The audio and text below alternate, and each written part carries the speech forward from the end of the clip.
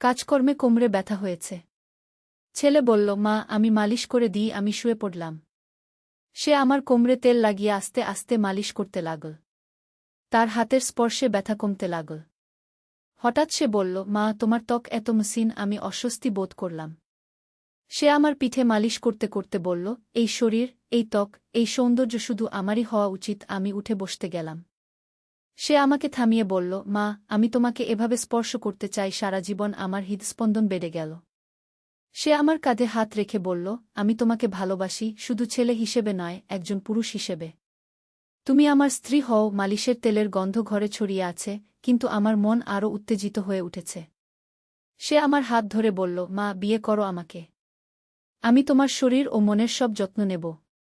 এই গল্পটি সম্পূর্ণ শুনলে আপনাদের পানি অটোমেটিক বের হয়ে যাবে, সো যত দ্রুত সম্ভব হাতের কাছে টিস্যু নিয়ে বসে পড়ুন। বিছানার চাদর যেন নষ্ট না হয় সেটা সম্পূর্ণ খেয়াল রাখার অনুরোধ জানিয়ে গল্পটি এখন শুরু করব। তার আগে সর্বশেষ অনুরোধ, দয়া করে এমন পানি বের করার গল্প নিয়মিত শুনতে আমাদের চ্যানেলটি সকলেই সাবস্ক্রাইব করুন। ধন্যবাদ। হ্যালো বন্ধুরা, আমার নাম মিতালি বর্মন। আমার বয়স ৪১ বছর। আমার স্বামীর নাম রুদ্র বর্মন, বয়স ৪৪ বছর। আমাদের ২ সন্তান, সুমিত আর রিনা। সুমিত ১৮ বছর বয়সী, কলেজে পড়ে। রিনা ১১ বছর বয়সী, স্কুলে যায়। আমি তখন বুঝলাম না যে আমার ছেলে সুমিত কি বলতে চাচ্ছে। তার কথাগুলো শুনে আমার চোখ বড় হয়ে গেল।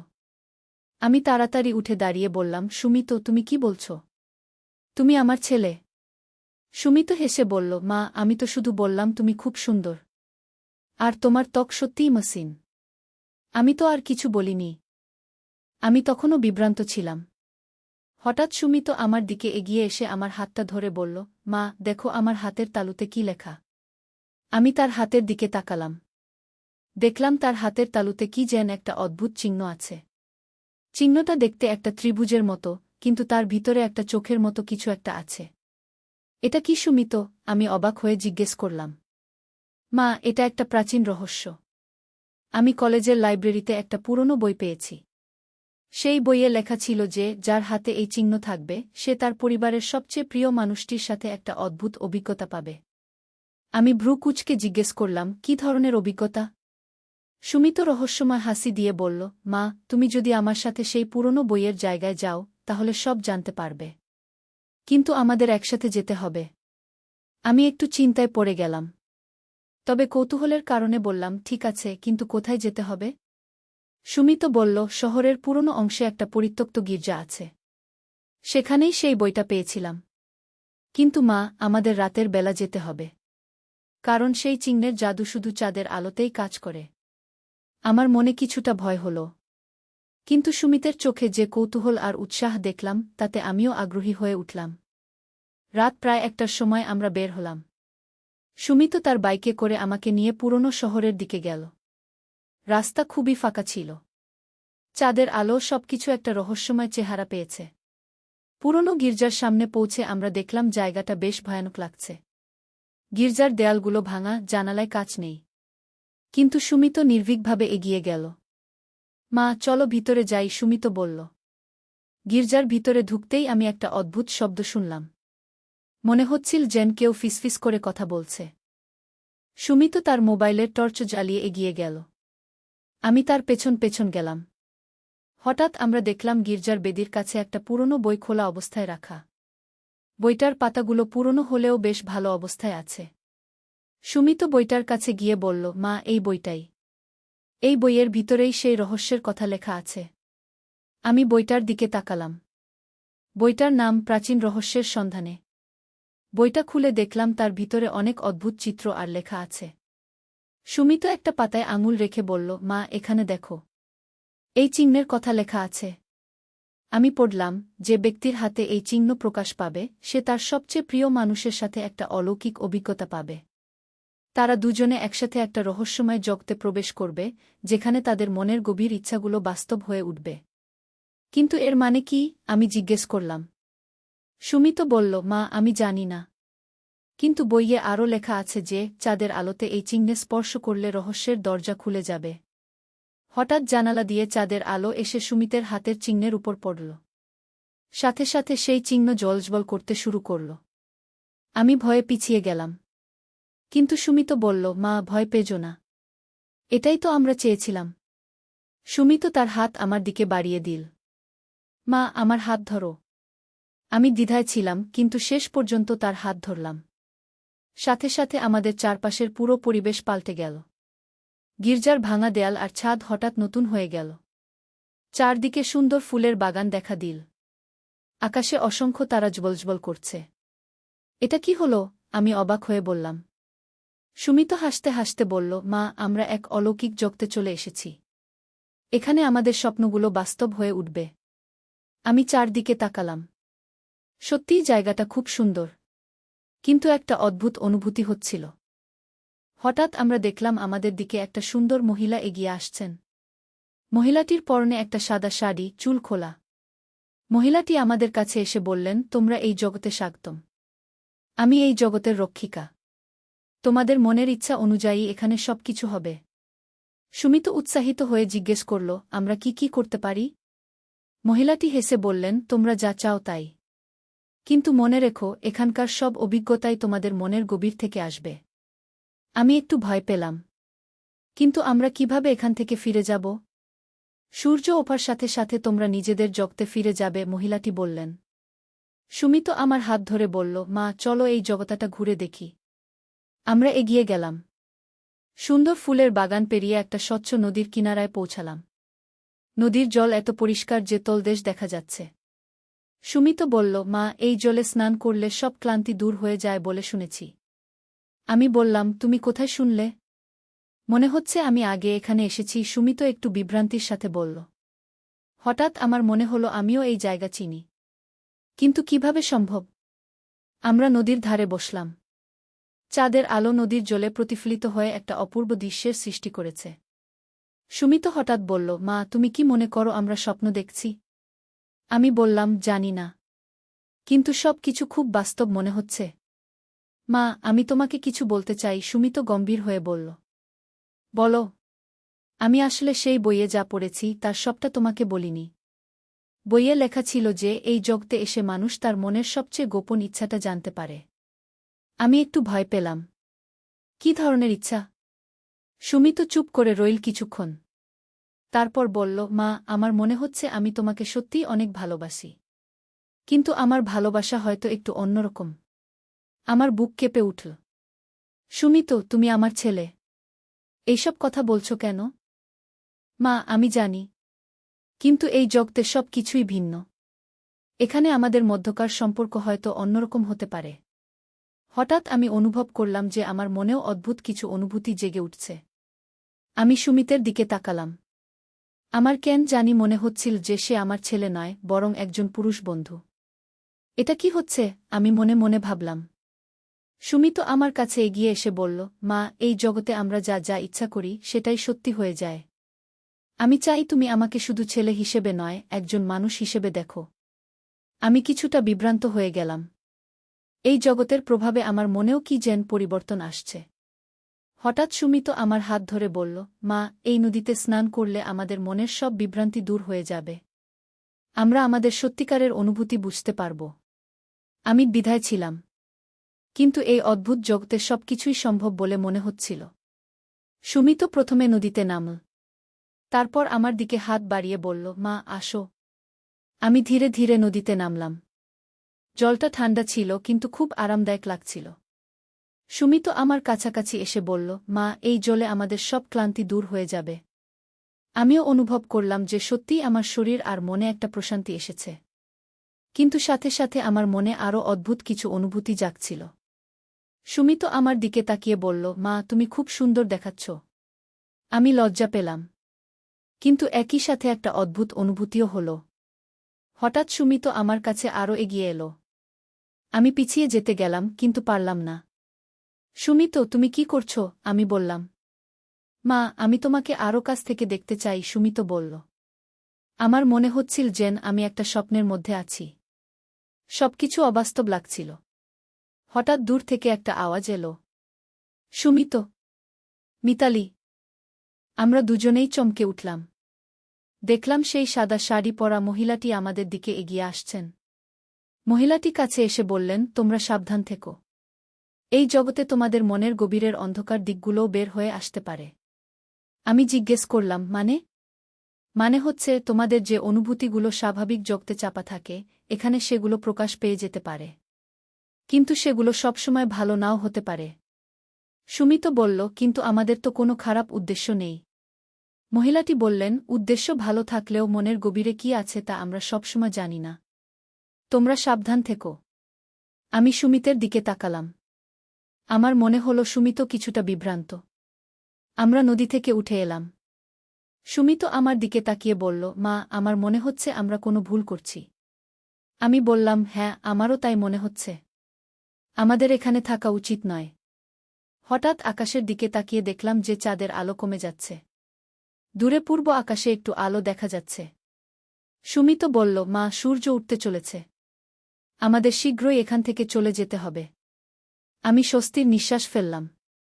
এই অদ্ভুত জগৎ থেকে বের হতে পারলে ভালো হবে। সেই মহিলা আমাদের কাছে এসে বললেন, তোমরা এই অভিজ্ঞতা থেকে কি শিক্ষা পেলে? আমি বললাম, আমরা বুঝলাম যে আমাদের মনের গভীরে অনেক জটিল অনুভূতি আছে। কিন্তু সেগুলোকে নিয়ন্ত্রণ করতে জানতে হবে। সুমিত বলল, আমি বুঝেছি যে আমার মায়ের প্রতি যে ভালোবাসা আছে সেটা একজন সন্তানের ভালোবাসা, অন্য কিছু নয়। মহিলাটি হাসলেন। তোমরা সঠিক শিক্ষা পেয়েছ। এবার তোমরা নিজেদের জগতে ফিরে যাও। হঠাৎ আমাদের চারপাশের সুন্দর পরিবেশ ধীরে ধীরে অস্পষ্ট হয়ে যেতে লাগল। ফুলের বাগান, নদী, তারা ভর্তি আকাশ সবকিছু মিলিয়ে যেতে লাগল। আমরা আবার সেই পুরনো ভাঙা গির্জায় ফিরে এলাম। সূর্যের আলো জানালা দিয়ে ভিতরে আসছে। সুমিত আমার দিকে তাকিয়ে বলল, মা, আমরা কি সত্যিই ওই অদ্ভুত জগতে গিয়েছিলাম? আমি বললাম, জানি না। হয়তো স্বপ্ন দেখেছি। কিন্তু যাই হোক, আমরা একটা গুরুত্বপূর্ণ শিক্ষা পেয়েছি। সুমিত তার হাতের দিকে তাকাল। সেই অদ্ভুত চিহ্নটা আর নেই। হাতের তালু একদম স্বাভাবিক। মা, চিহ্নটা গায়েব হয়ে গেছে। সুমিত অবাক হয়ে বলল। আমি বললাম, হয়তো এটাই স্বাভাবিক। চলো এবার বাড়ি ফিরে যাই। আমরা গির্জা থেকে বের হয়ে এলাম। বাইরে সকালের সুন্দর রোদ। সবকিছু স্বাভাবিক লাগছে। বাড়ি ফেরার পথে সুমিত বলল, মা, আমি তোমার কাছে ক্ষমা চাই। আমি গত রাতে অদ্ভুত ব্যবহার করেছি। আমি বললাম, সুমিত, তুমি কোনো ভুল করনি। আমরা দুজনেই সেই অদ্ভুত জগতের প্রভাবে পড়েছিলাম। কিন্তু মা, আমি তোমাকে সত্যিই অনেক ভালোবাসি। তবে একজন ছেলে হিসেবেই। সুমিত বলল। আমি তার কপালে হাত রেখে বললাম, আমিও তোমাকে অনেক ভালোবাসি। তুমি আমার প্রিয় সন্তান। বাড়ি পৌঁছে দেখি রুদ্র আর রিনা এখনো ঘুমিয়ে আছে। আমরা চুপচাপ ভিতরে ঢুকলাম। সুমিত তার রুমে যাওয়ার আগে বলল, মা, এই ঘটনার কথা বাবা আর রিনাকে বলবো না তো? আমি বললাম, না, এটা আমাদের মধ্যেই থাক। কিন্তু পরের দিন থেকে আমি লক্ষ্য করলাম যে সুমিতের আচরণে একটা পরিবর্তন এসেছে। সে আগের চেয়ে বেশি মনোযোগী হয়েছে। পড়াশোনায় আরও মন দিচ্ছে। একদিন সন্ধ্যায় সুমিত আমার কাছে এসে বলল, মা, আমি একটা সিদ্ধান্ত নিয়েছি। কি সিদ্ধান্ত? আমি মনোবিজ্ঞান নিয়ে পড়াশোনা করতে চাই। মানুষের মনের রহস্য নিয়ে কাজ করতে চাই। আমি খুশি হলাম। এটা তো খুব ভালো সিদ্ধান্ত। হ্যাঁ মা। সেই রাতের অভিজ্ঞতা থেকে আমি বুঝেছি যে মানুষের মনের ভিতর অনেক জটিল বিষয় আছে। আমি সেগুলো নিয়ে গবেষণা করতে চাই। আমি গর্ব অনুভব করলাম। তুমি যা করতে চাও, আমি তোমার পাশে আছি। এর কয়েক মাস পর সুমিত তার কলেজ থেকে একটা চিঠি নিয়ে এলো। চিঠিতে লেখা ছিল যে তার একটা গবেষণা প্রবন্ধ নির্বাচিত হয়েছে। প্রবন্ধের বিষয় ছিল পারিবারিক সম্পর্কের মনোবিজ্ঞান। আমি বললাম, এটা তো খুবই গুরুত্বপূর্ণ বিষয়। সুমিত বলল, হ্যাঁ মা। আমি লিখেছি যে পরিবারের সদস্যদের মধ্যে কখনো কখনো জটিল অনুভূতি তৈরি হতে পারে। কিন্তু সেগুলোকে সঠিকভাবে বুঝে নিয়ন্ত্রণ করতে পারলে পারিবারিক সম্পর্ক আরও মজবুত হয়। আমি বুঝলাম যে সেই রাতের অভিজ্ঞতা সুমিতের জীবনে ইতিবাচক প্রভাব ফেলেছে। কয়েক বছর পর সুমিত একজন সফল মনোবিজ্ঞানী হল। তার বিশেষত্ব হল পারিবারিক সমস্যার সমাধান। একদিন সে আমাকে বলল, মা, আমি আমার কর্মজীবনে অনেক পরিবারকে সাহায্য করতে পেরেছি। এর পেছনে সেই রাতের অভিজ্ঞতার অবদান অনেক। আমি বললাম, কিভাবে? সেই রাতে আমি বুঝেছিলাম যে মানুষের মনের গভীরে কি আছে তা সবসময় আমরা জানি না। কিন্তু সেগুলোকে চিনতে পারলে এবং সঠিক পথে পরিচালিত করতে পারলে জীবন আরও সুন্দর হয়ে ওঠে। আমি গর্বিত হলাম। আমার ছেলে একটা অদ্ভুত অভিজ্ঞতা থেকে এত বড় শিক্ষা নিয়েছে। এর মধ্যে রিনাও বড় হয়ে গেছে। সে এখন উচ্চ মাধ্যমিকে পড়ে। একদিন সে আমাকে জিজ্ঞেস করল, মা, সুমিত দাদা কেন এত পরিবার নিয়ে ভাবে? সে সবসময় বলে যে পরিবারের সম্পর্কগুলো খুব গুরুত্বপূর্ণ। আমি হেসে বললাম, তোমার দাদা বুঝে গেছে যে পরিবার হচ্ছে জীবনের সবচেয়ে মূল্যবান সম্পদ। রিনা বলল, তাহলে আমিও পরিবার নিয়ে কিছু করব। আমি জিজ্ঞেস করলাম, কি করবে? আমি শিশুদের নিয়ে কাজ করতে চাই, যেন তারা একটা সুন্দর পারিবারিক পরিবেশে বড় হতে পারে। আমার মনে হল আমার দুটো সন্তানই জীবনের সঠিক পথ খুঁজে পেয়েছে। 1 বছর পর সুমিত বিয়ে করল। তার স্ত্রীর নাম অনন্যা। অনন্যাও একজন মনোবিজ্ঞানী। তারা একসাথে পারিবারিক পরামর্শের কাজ করে। বিয়ের দিন সুমিত আমাকে আলাদা করে ডেকে নিয়ে বলল, মা, আজ আমার জীবনের সবচেয়ে খুশির দিন। কিন্তু তুমি জানো, আমার জীবনের সবচেয়ে গুরুত্বপূর্ণ শিক্ষা আমি কোথা থেকে পেয়েছি? আমি বললাম, কোথা থেকে? সেই রাত থেকে। সেই রাতে আমি বুঝেছিলাম যে ভালোবাসার অনেক রূপ আছে, কিন্তু প্রতিটি সম্পর্কের একটা নির্দিষ্ট সীমা আছে। সেই সীমা মেনে চললে সব সম্পর্কই সুন্দর হয়ে ওঠে। আমি তার কথা শুনে খুব খুশি হলাম। আমি বুঝলাম যে সেই রহস্যময় রাতের অভিজ্ঞতা আমাদের দুজনের জীবনে ইতিবাচক পরিবর্তন এনেছে। সুমিতের বিয়ের কয়েক মাস পর অনন্যা একদিন আমার কাছে এসে বলল, মা, সুমিত আমাকে বলেছে যে আপনাদের মধ্যে একবার একটা অদ্ভুত ঘটনা ঘটেছিল। আমি একটু অস্বস্তিতে পড়ে গেলাম। কী ধরনের ঘটনা? সে বলেছে যে একবার আপনারা একটা রহস্যময় জায়গায় গিয়েছিলেন।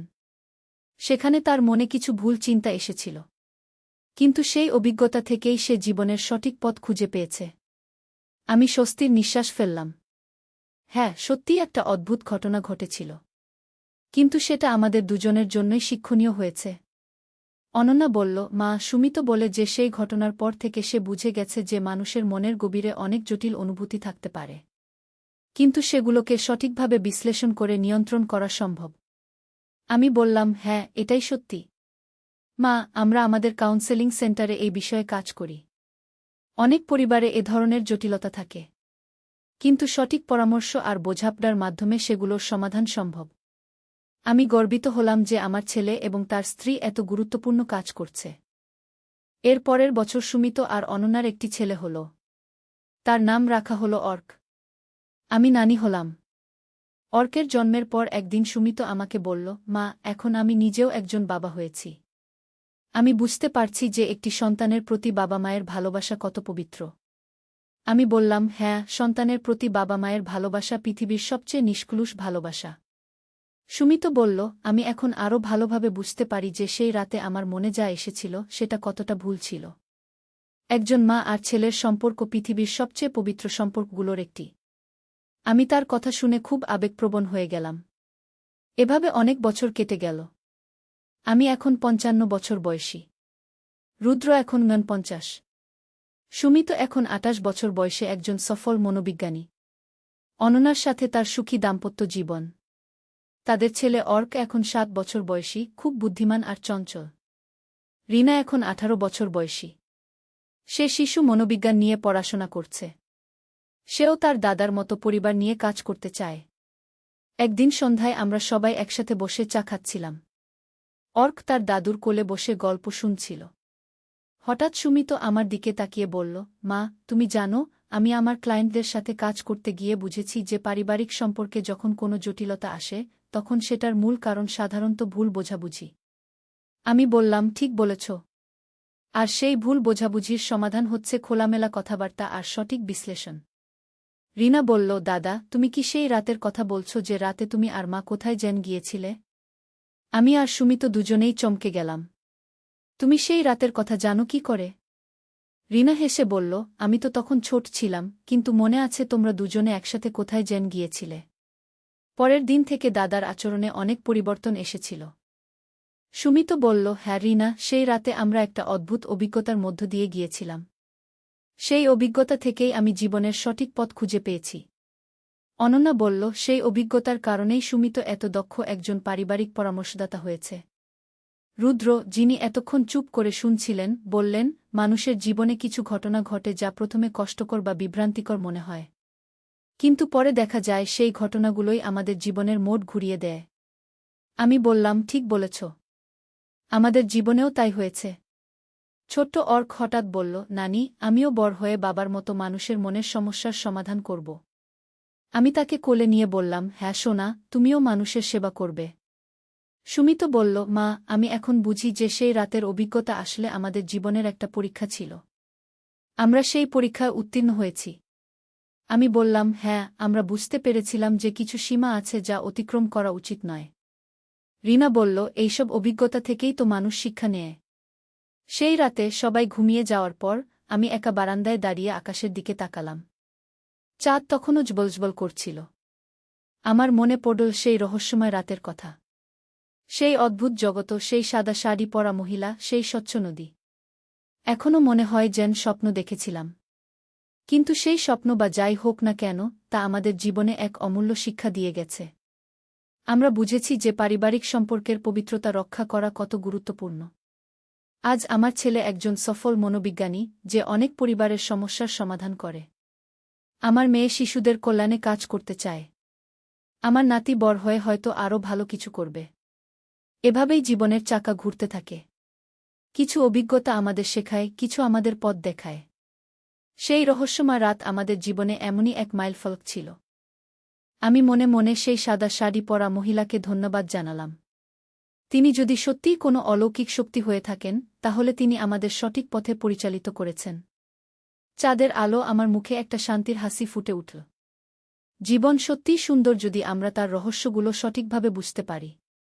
এই গল্পের শেষে এসে আমি বলতে চাই, মানুষের মনের গভীরে অনেক জটিল অনুভূতি লুকিয়ে থাকে।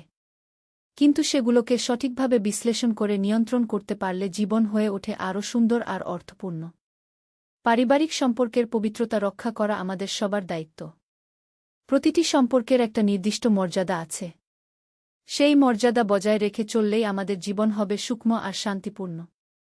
আর যখনই কোনো বিভ্রান্তি বা জটিলতা আসবে, তখন মনে রাখতে হবে যে প্রতিটি সমস্যারই সমাধান আছে।